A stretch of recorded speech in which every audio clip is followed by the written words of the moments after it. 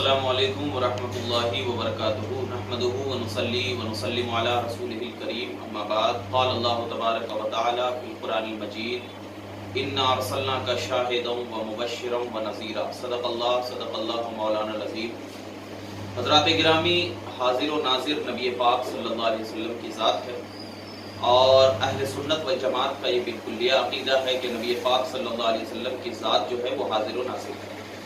لیکن اس میں بہت سارے لوگ کیا ہے شبہ میں پڑ جاتے ہیں کہ حاضر و ناظر جو ہے وہ کس طریقے سے ہے۔ تو آج آپ کے سامنے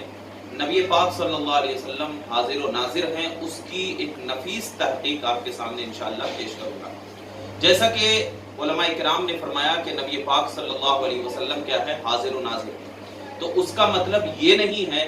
یہ بالکل ذہن و دماغ میں نہیں رکھنا کہ نبی پاک صلی اللہ علیہ وسلم جو حاضر و ناظر ہیں وہ اپنے جسم اصلی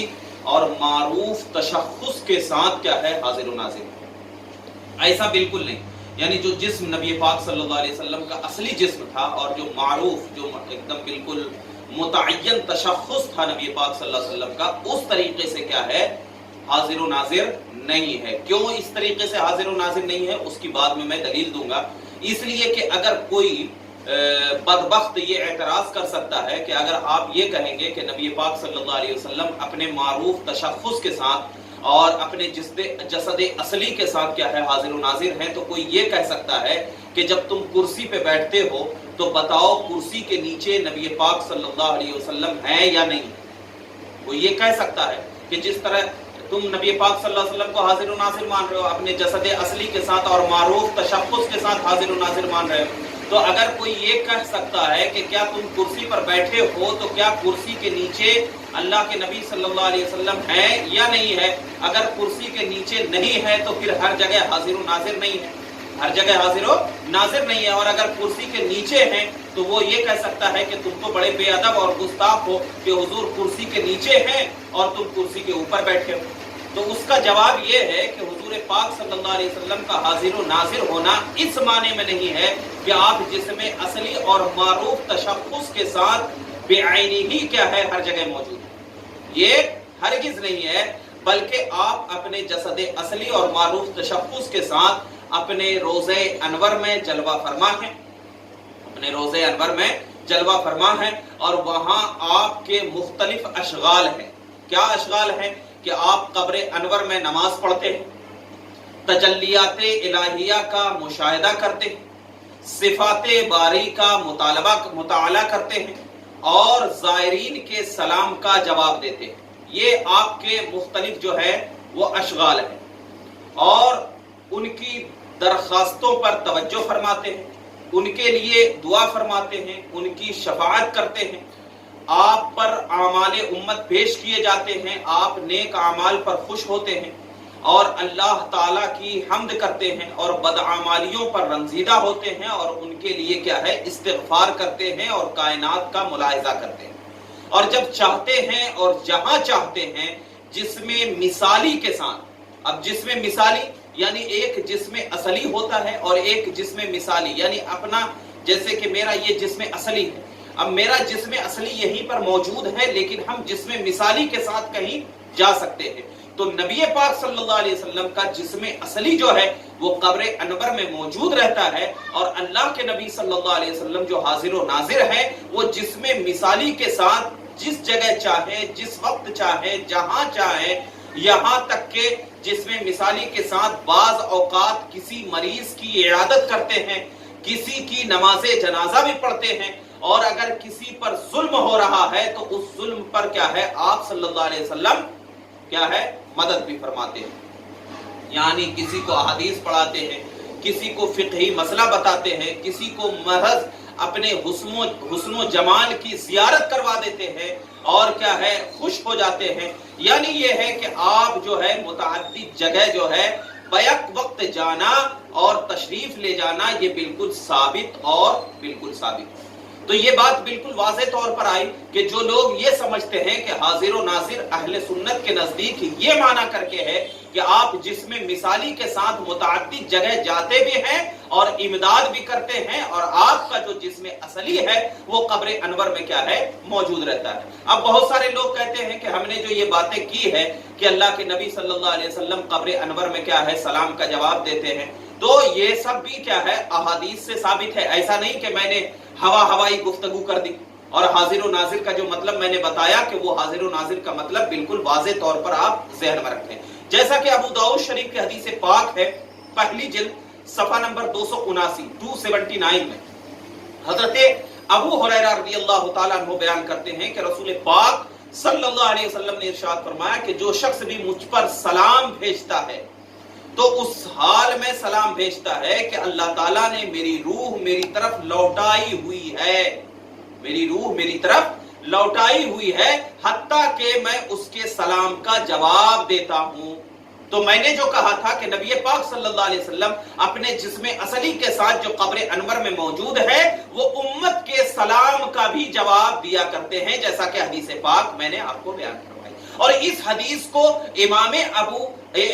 احمد بن حنبل نے اپنی کتاب مسند احمد جلد 2 صفحہ نمبر 27 پر بھی ذکر فرمایا ہے،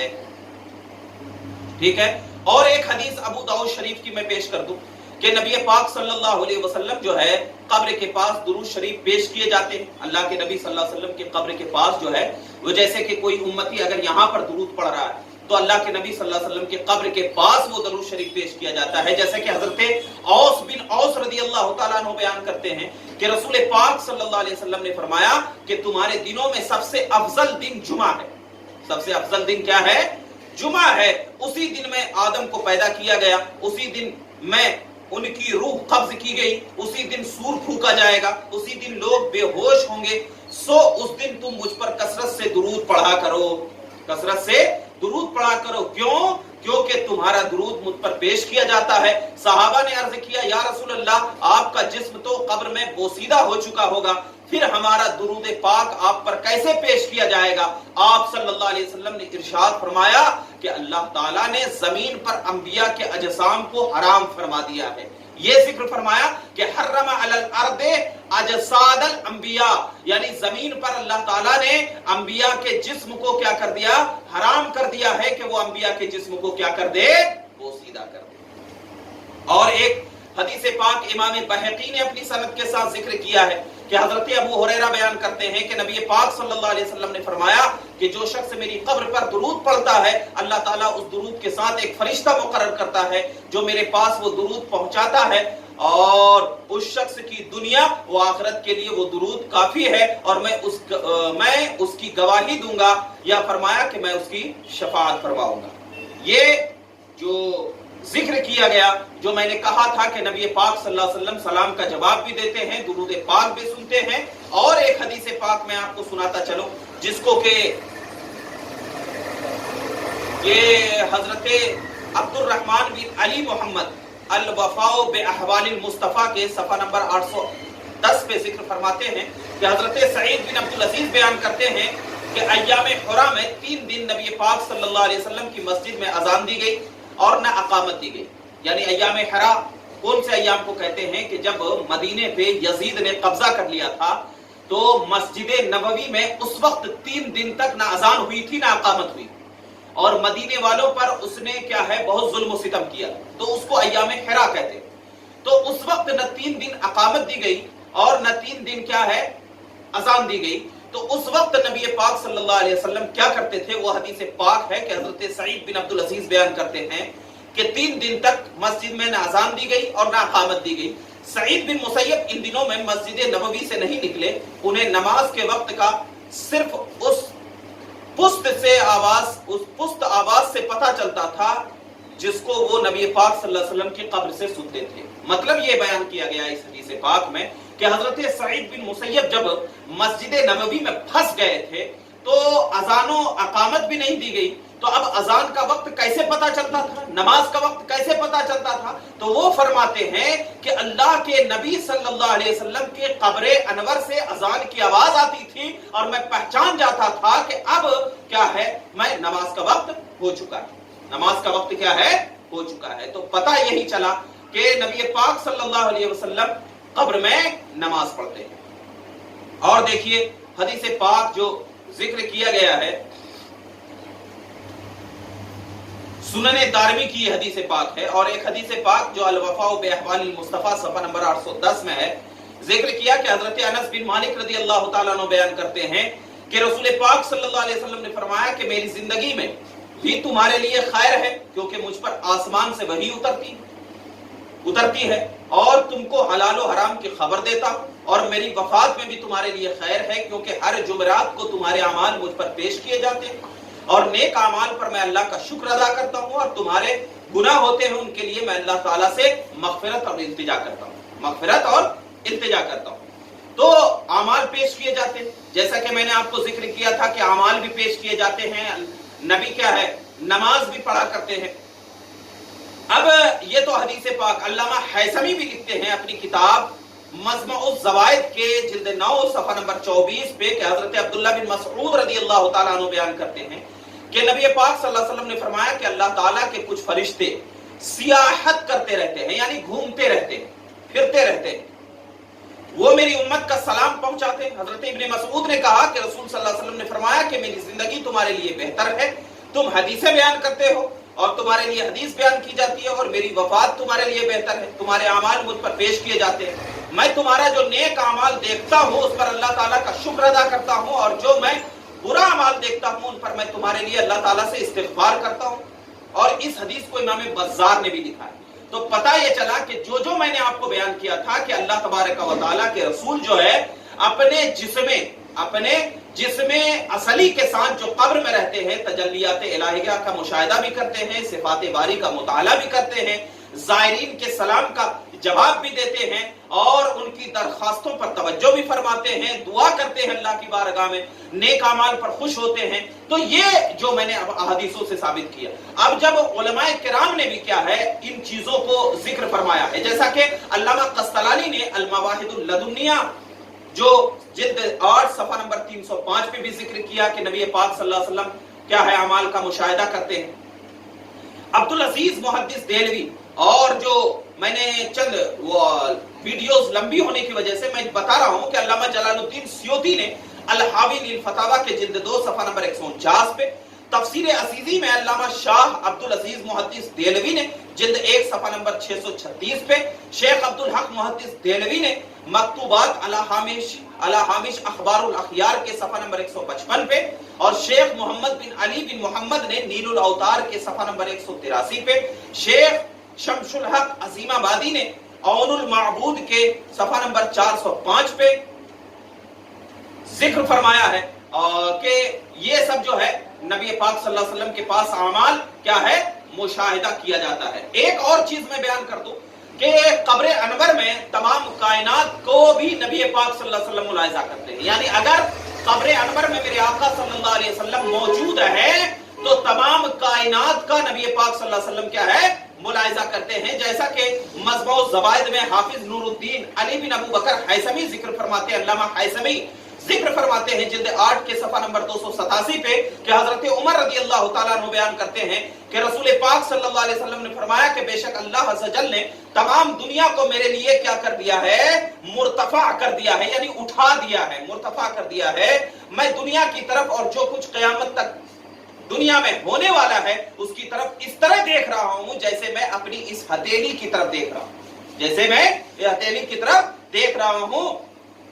اللہ تعالیٰ نے اپنے نبی پاک صلی اللہ علیہ وسلم کے لیے اس کو اس طرح منکشف کر دیا جس طرح آپ سے پہلے نبیوں کے لیے منکشف کیا تھا، اور اس حدیث کو امام طبرانی نے بھی روایت کیا ہے اور فرمایا ہے کہ یہ اس حدیث کے جو ایک راوی ہیں سعید بن سنان یہ ضعیف ہیں، اس کے باوجود اس حدیث کی توثیق دوسرے راویوں سے کی گئی ہے، تو لہٰذا کیا پتا چلا کہ نبی پاک صلی اللہ علیہ وسلم کیا ہے تمام کائنات کو اسی طرح دیکھتے ہیں جیسا کہ کیا ہے اپنی ہتھیلی کو دیکھ رہے ہیں۔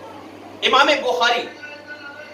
ذکر فرماتے ہیں ایک حدیث پاک کہ امام بخاری نے جلد 2 صفحہ نمبر 1035 پہ ذکر کیا، حضرت ابو ہریرہ رضی اللہ تعالیٰ عنہ بیان کرتے ہیں کہ میں نے رسول پاک صلی اللہ علیہ وسلم کو یہ فرماتے ہوئے سنا کہ جس نے مجھے نیند میں دیکھا وہ عنقریب مجھے بیداری میں دیکھے گا اور شیطان میری مثل نہیں ہو سکتا۔ تو صالحین امت کا نیند اور بیداری میں رسول پاک صلی اللہ علیہ وسلم کی زیارت کرنا بھی کیا ہے؟ ثابت ہے۔ تو اب ذرا پتا چلا کہ رسول پاک صلی اللہ علیہ وسلم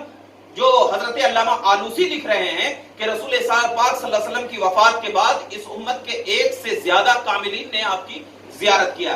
اور سراج الدین علامہ سراج الدین نے بھی ذکر فرمایا، علامہ سیوطی نے بھی ذکر فرمایا، اور کیا ہے بہت سارے لوگوں نے ذکر فرمایا ہے کہ امام احمد بن حنبل نے کیا ہے ذکر فرمایا، مسند احمد بن حنبل جلد 3 صفحہ نمبر 436 پہ کیا ہے کہ آنے واحد میں یعنی ایک آنے واحد میں کیا ہے اجسام مثلیہ کے ساتھ، یہ اجسام مثلیہ کے ساتھ انبیاء ہو یا اولیاء ہو، آنے واحد میں متعدد جگہ جانا کیا ہے؟ یہ ثابت ہے۔ اور اس کو کیا ہے ملا علی بن سلطان محمد قاری نے المرقات میں بھی ذکر فرمایا کہ آنے واحد میں انبیاء کرام کا اور اولیاء کرام کا متعدد جگہ جانا یہ بالکل ثابت ہے، جیسا کہ مرقات جلد 4 صفحہ نمبر 109 میں اور مرقات جلد 4 صفحہ نمبر 31 پر بھی ذکر فرمایا ہے کہ آنے واحد میں ایک سے کئی جگہ جانا یہ انبیاء کرام۔ تو یہی تو کیا ہے حاضر و ناظر کا مسئلہ، اجسام مثلیہ کے ساتھ یہ حاضر و ناظر کا مسئلہ ہے، جیسا کہ حاجی امداد اللہ مہاجر مکی علیہ رحمہ نے بھی ذکر کیا ہے، اور شیخ اشرف علی تھانوی نے اور شبیر احمد عثمانی نے، علامہ جلال الدین سیوطی نے۔ تو پتہ یہ چلا کہ جو لوگ یہ کہتے ہیں کہ جیسا کہ آپ کو معلوم ہے کہ مسجد اقصی میں انبیاء علیہ الصلوۃ والسلام کے کیا ہے امامت کرانا کہ تمام انبیاء کرام موجود تھے، اور شب معراج برزخ کے واقعات بھی دکھائے گئے، تو نبی پاک صلی اللہ علیہ وسلم نے دیکھا، پھر کیا ہے حضرت موسیٰ علیہ الصلوۃ والسلام کو بھی دیکھا۔ تو یہ جو حاضر و ناظر کی میں نے جو تحقیق فرمائی ہے، تو جو لوگ یہ سوچتے ہیں کہ کیا ہے اجسام اصلی کے ساتھ اللہ کے نبی صلی اللہ علیہ وسلم موجود ہیں تو ایک جگہ چھوڑ دیے تو پھر بے ادبی ہوگی، تو ان سے کہا جائے کہ پہلے جا کر کے علم حاصل کریں، اور علم حاصل کرنے کے بعد پھر کیا ہے اہل سنت پر اعتراض کریں۔ تو لہٰذا اے اہل سنت کے نوجوانوں، اس ویڈیوز کو کیا ہے زیادہ سے زیادہ کیا ہے شیئر کرو، تاکہ معلوم پڑ جائے کہ نبی پاک صلی اللہ علیہ وسلم کا حاضر و ناظر ہونا وہ کس بنیاد پر ہے، اور اللہ کے نبی صلی اللہ علیہ وسلم جو قبر میں موجود ہیں وہ کیا ہے وہ کیا کرتے ہیں قبر میں، اور صفات الہیہ کا جو مشاہدہ کر رہے ہیں نبی پاک، اور جو امت جو اپنے درد کو نبی پاک صلی اللہ علیہ وسلم تک پیش کرتے ہیں، وہ اللہ کے نبی صلی اللہ علیہ وسلم اس کی شفاعت فرماتے ہیں۔ اللہ رب العزت ہم تمام اہل سنت کو صحیح راستے پر چلنے کی توفیق عطا فرمائے۔